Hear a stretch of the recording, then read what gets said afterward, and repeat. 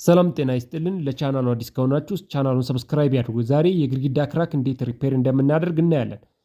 መጀመሪያ ግድግዳውን ልክ እንደምታዩት ሰፋ አድርገን መቆርቆር ይኖርብናል ወይም መቁረጥ ይኖርብናል። ከቆረጥን በኋላ ያንን ዳስት ፓርቲክል ማስወገድ ይኖርብናል ማለት ነው።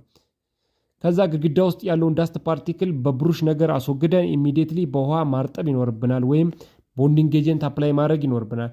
ቦንዲንግ ኤጀንት አፕላይ ካደረግን በኋላ ኔክስት ስቴፕ ምንድነው? ውስጡን ምን ማድረግ አለብን? በፕራይም ኮት ወይም በፑቲ መሙላት ይኖርብናል። ከሞላን በኋላ ልክ እንደምታዩት በግላስ ፋይበር ሜሽ ክራኩን ቦታ ከቨር ካደረግን በኋላ ኢሚዲየትሊ በስቱኮ ወይም በፕራይም ኮት እንደዚህ አፕላይ እናደርገዋለን ማለት ነው። ይሄንን አፕላይ ካደረግን በኋላ ያንን መረቁን ቼክ አድርገን ኢሚዲየትሊ ከዛም በኋላ ቀለም ቀብተን ግድግዳችንን ወደ ነበረበት ክራክ የማናይበት ግድግዳ መመለስ እንችላለን ማለት ነው። እና ሁላችንም ይሄንን በቤታችን ከክራክ ጋር ከምንኖር ክራካችን እንደዚህ ሪፔር አድርገን የሚያምር ቤት እንዲኖረን ማድረግ እንችላለን ማለት ነው። ቴንክ ዩ ቬሪ ማች። ለቻናሉ አዲስ ከሆናችሁ ሰብስክራይብ ያድርጉ።